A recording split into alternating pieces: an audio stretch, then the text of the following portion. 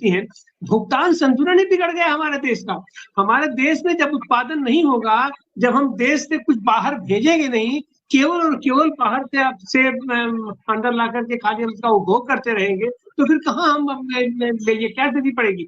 तो ऐसी हालत में ये जो भुगतान संतुलन हमारा बिगड़ रहा है और सरकार उसके लिए कुछ नहीं कर रही है, कर्ज पर कर्ज लेती जा रही है, कर्ज का ब्याज अदा करने के लिए फिर कर्ज ले रही है, और वो कर्ज लेके कर क्या रही है साहब कि अपने यहाँ सारे पूंजीपतियों के कर्जे उनको दे दे करके उनका कर्जा माफ कर रही है। तो एक तरीके से पूरी पूरी आर्थिक ये विस्थापन की स्थिति हमारे देश में पैदा हो गई है।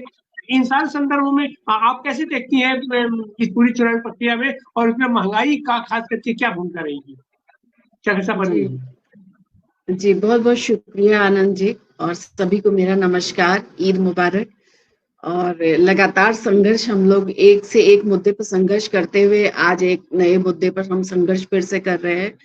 मैं मानती हूँ कि महंगाई का अगर हम सही रूप देखें तो महंगाई का रिश्ता सबसे ज्यादा हिंसा से है, बहुत गहरा रिश्ता है हिंसा से। महंगाई तो है ही, लेकिन विभिन्न प्रकार के जो हिंसा हमारे बीच में घटित हो रहे हैं उसमें महंगाई भी एक बहुत बड़ा रोल अदा कर रहा है। अगर हम घरेलू ही हिंसा को देख ले तो किस तरह से हम सब जानते हैं कि महिलाएं चाहे कमाने वाली हो या नॉन अर्निंग हो या अर्निंग हो, मुखिया तो नहीं बन पा रही है घर की कि वो पूरा डिसीजन ले रही है और पैसे का कैसे लेन देन हो, पैसा कहाँ खर्च हो, ये अभी भी 90%, 80 से 90% महिलाओं के हाथ में नहीं है। तो हम शुरू करेंगे अपनी बात, जैसे मैं अपनी हेल्पर की ही बात ले लूं, जैसे कि अभी मंजू जी भी बोल रही थी कि जो विक्रय वाला, जो हम कोई चीज खरीद नहीं पा रहे हैं, पहले जब एक कमाई थी और उससे हम पूरा जॉइंट फैमिली चल जाता था, उसमें कभी कभी हमारे ताऊ की डेथ हो जाती थी, कोई फुआ हमारे आके बैठ जाती थी, उनके हस्बैंड की डेथ हो चुकी होती थी, लेकिन घर चलता था। आज माँ बाप बच्चे सब कमा रहे हैं, उसके बावजूद पैसे की तंगी है। तो वो भी हम पूरा ग्लोबलाइजेशन का उसको एक रूप दे रहे हैं कि लोगों के अंदर कितना हवस बढ़ गया, जिनके पास पैसे आ रहे हैं उनके बीच में कितनी हवस है, और एक चीज लेने के बाद दूसरी चीज की कैसी ख्वाहिशें बढ़ रही है, वो एक अलग मुद्दा है। लेकिन अगर हम आम इंसान की बात करें तो हम सबसे पहले अपनी हेल्पर का मिसाल लेंगे कि मेरी हेल्पर बताती है कि 4-5 साल से उसने कभी सब्जी नहीं खाई है। हमसे हमेशा उसकी बातचीत करते हैं कि तुम जो पैसा कमाती हो कितना तुमको हो जाता है, पति तुम्हारा कितना कंट्रीब्यूट करता है, तुम क्या खाती हो सुबह से रात तक। तो सुबह से रात तक में सिर्फ वो एक टाइम खाती है। सुबह हम लोगों के यहाँ आती है, अगर कोई चाय बिस्किट उसको दे देता है तो चाय बिस्किट हो जाता है, और उसका भी पूरा परिवार कमा रहा है, पति भी कमाता है, अपने भी कमाती है, और उसके दोनों बेटे भी कमाते हैं।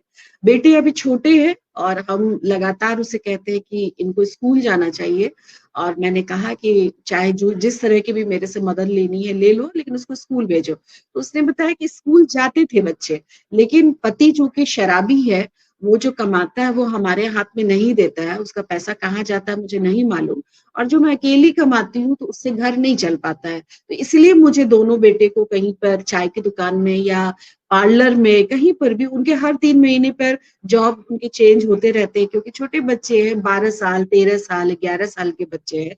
तो वो जो एक जॉब जो हम करते हैं तो पूरे नियम के साथ करते हैं, 8 घंटे में जो मन लगता है, जाहिर सी बात है वो बच्चे, उनका मन नहीं लगता है, और वो काम के दौरान खेल में निकल जाते हैं या दूसरे तरफ भटक जाते हैं, या किसी दिन नहीं गए तो मालिक उनको हमेशा निकाल देता है।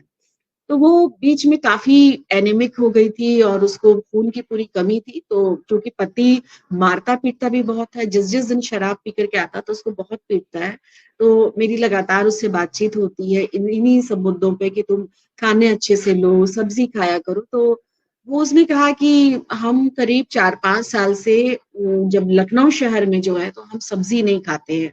हम लोग वो आलू लाते हैं जब रात हो जाती है, और सब्जी वाला जो आलू फेंकता है जो आलू, तो वो आलू में से चून करके हम आलू लाते हैं, तो मेरी दूसरे दिन की सब्जी बनती है। क्योंकि और जब हम गांव जाते हैं अपने होली दिवाली में, तो वो चूंकि वहां पे खेती है थोड़ी बहुत आसपास की, उनकी पर्सनल खेती नहीं है, तो वहां से ताजा सेम है, तुरई है या बैगन है हमको मिल जाता है।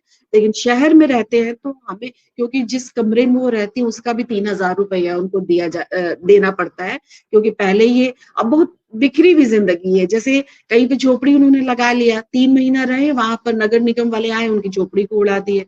तो मैंने उनको बहुत समझाया कि देखो बार बार इस तरह की चीजें होती है, और नगर निगम वाले जब उनकी झोपड़ी उड़ाते हैं तो जो उनके पास, जैसे मान ली सर्दी है, उनको कंबल कहीं से नए नए कंबल मिले तो वो कंबल ले लेते हैं।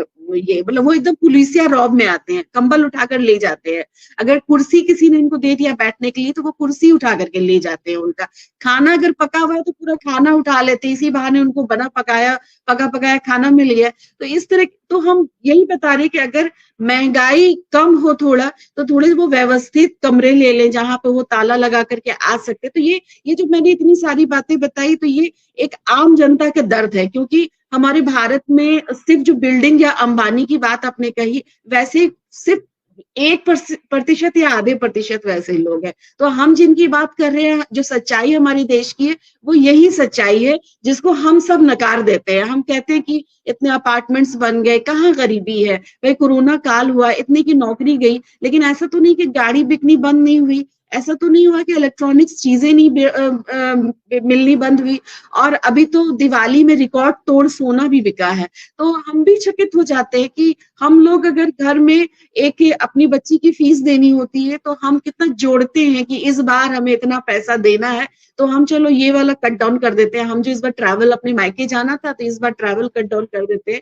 मेरी बेटी की फीस उसमें चली जाएगी। लेकिन जब हम दूसरे दिन अखबार में देखते हैं कि इतने हीरे बिके, इतने सोने बिके, तो हम चकित हो जाते कि क्या ये एलियन है क्या? क्योंकि हम भी कमा रहे हैं, हम भी पढ़े लिखे हैं, हम भी उन्हीं तरह की नौकरी कर रहे हैं, तो हमारे पास तो पैसा नहीं है कि हम एक ही साल में हम घूमने भी चले जाएं, अपने मायके भी चले जाएं, बेटी की फीस भी दे दे। हम तो नहीं दे पाते हैं, लेकिन इनके पास कहाँ का पैसा है? तो ये मुट्ठी भर पैसा है, मुट्ठी भर ऐसे लोग हैं जो कि इतना कमा रहे हैं, और उनके साथ खास सरकार की रियायत भी है, जहां तक अगर सिर्फ जितने इंडस्ट्रियलिस्ट हैं उनकी ही टैक्स सरकार माफ करने के बजाय ले करके उन गरीबों को दे दे, तो शायद महंगाई उतना ना हो। महंगाई ऐसे ही हमारा घट जाएगा।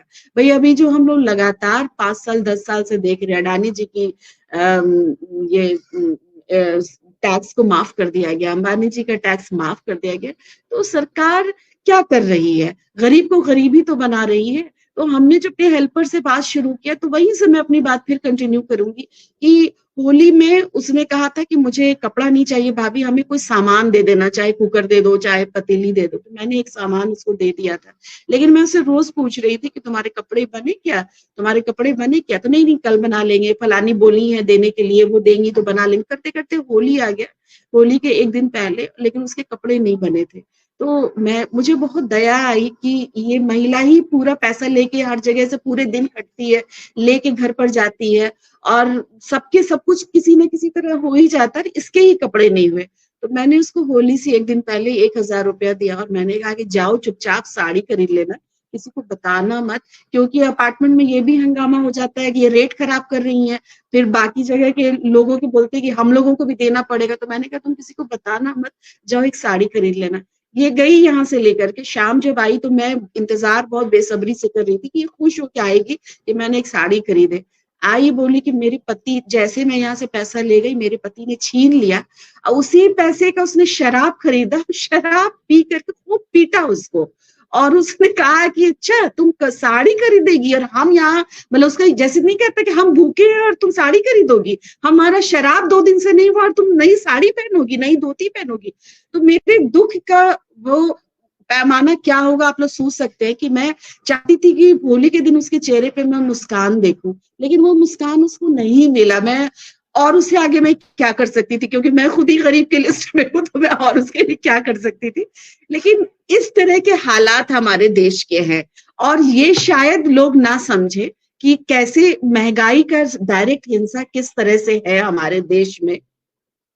दूसरी बात मैं ये बोलूंगी कि जहां तक सरकार, ईवीएम और इलेक्शन, ये जो मुद्दे हैं, तो एक वर्ग हमारे पास ऐसा भी है कि जहां पर अभी मंजू दीदी और बाकी लोग ये कह रहे हैं कि क्रय क्षमता हमारी खत्म हो गई है। सही है कि क्रय क्षमता खत्म हो गई है हमारी, लेकिन बहुत सारे लोग जिनकी क्रय क्षमता है, जिनको सरकारी नौकरी में है, चाहे जैसे भी उनके पास पैसे आ रहे हैं, तो उनकी निर्णय क्षमता खत्म हो गई, क्रय क्षमता तो छोड़ दीजिए, निर्णय क्षमता खत्म हो गई है। वो सिर्फ इतना देख रहे हैं कि मेरा पति तो घर ले आ रहा है सामान। उनकी भी हिंसा, मैं ये नहीं कहती कि वो बहुत खुश है, लेकिन शायद वो हिंसा को वो समझ ही नहीं पा रही है कि उनके साथ किस प्रकार की हिंसा हो रही है। और दूसरी जो समाज में हिंसा हो रही है, और जो दिल हमें चाहिए दूसरे का दर्द फील करने के लिए, शायद उनको वो तालीम नहीं मिली। ऐसा नहीं है कि अगर उनको अच्छी तालीम मिलती, वो अच्छे जो सो कॉल्ड ऐसे लोगों के बीच में बैठती जहाँ पे डिस्कशन होता है, जो हमारे घर में सुबह से शाम जिस तरह के डिस्कशन होते हैं, हमने भी तो अपने परिवार से ही सीखा ना, हम बाहर से तो नहीं सीख पाए। और दिल भी ऐसा होता है कि हम किसी का दर्द समझे, तो वो क्षमता उनकी विकसित नहीं हुई है कि दूसरे का दर्द क्या होता है। काम वाली और हिंसा का मतलब ये है कि जब मेरा केला एकदम मेरे खाने के लायक नहीं होगा, तो हम वो केला अपनी काम वाली को देते हैं, और हम उम्मीद करते हैं कि वो केला डस्टबिन में ना जाए, ताकि भगवान के सामने मुझे पाप ना लगे कि वो दाना बर्बाद हुआ। ये भी ऐसे लोग भी हैं हमारे बीच में। तो उनका एक बार मेरा ऐसे डिस्कशन उनसे चल रहा था महंगाई पे, सरकार पे, और हम कह रहे थे नौकरी सबको चाहिए, ऑफ कोर्स नौकरी चाहिए, लेकिन नौकरी के पैमाने ये है कि जो बच्चे जितने इंटेलिजेंट होते हैं, मेहनत करते हैं, वो नौकरी उनको मिल जाती है। यानी हम मेहनत करते हैं, हमारे बच्चे पढ़ते हैं, तो उनको नौकरी मिलती है। उससे सरकार का कोई रिश्ता नहीं है। उनको ये मालूम नहीं है कि नौकरी है ही नहीं। अगर 5 लाख बच्चे कहीं पर पेयर हो रहे हैं, वहां पे 1,000 नौकरी है, तो बाकी जो 4,99,000 बच्चे हैं, वो कहाँ पर पाएंगे भाई? 1% को अगर मान लिया 1,000 नौकरी है 5 लाख बच्चे में, तो 1,000 को तो नौकरी मिली। अब वो बच्चे हैं जिन्होंने बहुत अच्छे स्कूल से पढ़ा है, बहुत अच्छी एजुकेशन ली है, लेकिन वो नौकरी नहीं ले पा रहे हैं। तो हम जो सिलेक्शन ऑफ गवर्नमेंट करते हैं, सिलेक्शन जब हम वोट की जब राइट को हम इस्तेमाल करते हैं, तो अगर ये भूमिका को हम नहीं समझेंगे, तो हम कैसे अपने मन का सरकार लाएंगे? मेरी एक बात चल रही थी नौकरी और इस पर और सरकार के बीच में। तो सो कॉल्ड जो मिडिल क्लास है, और उनको पेट्रोल अगर 200 रुपए लीटर भी हो जाए, तो ये है कि 200 लीटर महंगा है, ये उनको है एहसास, लेकिन 200 रुपए देने में उनका बटुए से दिल नहीं दुख रहा है, क्योंकि उनके पास ऊपरी पैसे हैं। अगर 50,000, 60,000, 70,000 उनकी सैलरी है, तो उससे दुगना उनके पास अलग से भी वो पैसे आ रहे हैं, इसलिए उनको पैसे की कद्र भी नहीं मालूम है। तो वो एक बार ऐसी बातचीत चल रही थी, तो उन्होंने कहा कि देखिए, सरकार तो इसी को आनी चाहिए। हम लोग क्यों ऐसा आप क्यों कहती हैं? क्योंकि 10 साल से ये सरकार चल रही है, हमें सरकार हर हाल में बदलनी चाहिए, क्योंकि बहुत सारे मुद्दे हैं जो हर सरकार हर मुद्दे पर उनकी नजर नहीं जाती। हम बीच की भाषा हमने इस्तेमाल किया, हमने कहा कि हर सरकार की हर तरफ नजर नहीं जाती, इसलिए हमें बदलते रहना चाहिए, ताकि एक ने दक्षिण देखा तो अब कोई आएगा तो वो उत्तर देखेगा, कोई पश्चिम देखा तो अब कोई पूरब देखेगा। तो उन्होंने कहा कि नहीं, ये सरकार को तो कम से कम 20 साल और रहना चाहिए। हमारे राम को घर इसी सरकार ने दिया है। तो हमने पूछा, क्या राम को घर की जरूरत थी? क्या राम को घर हम देंगे कि राम हमको घर देंगे? हमने ऐसे पूछा। बहुत बिगड़ गई मेरे ऊपर, बहुत ज्यादा। और उन्होंने कहा कि देखिए, आप राम को मानती नहीं, इसलिए आप इस चीज को नहीं समझ पाएंगी। और इत्तेफाक से वो लोग थे जिनका उड़ीसा से ट्रांसफर होकर के वो अभी हाल में आई हैं यूपी में। तो उन्होंने कहा कि ये तो मैं भाग्यशाली हूँ कि जब राम मंदिर की स्थापना होना था तभी मुझे यूपी स्टेट मिला।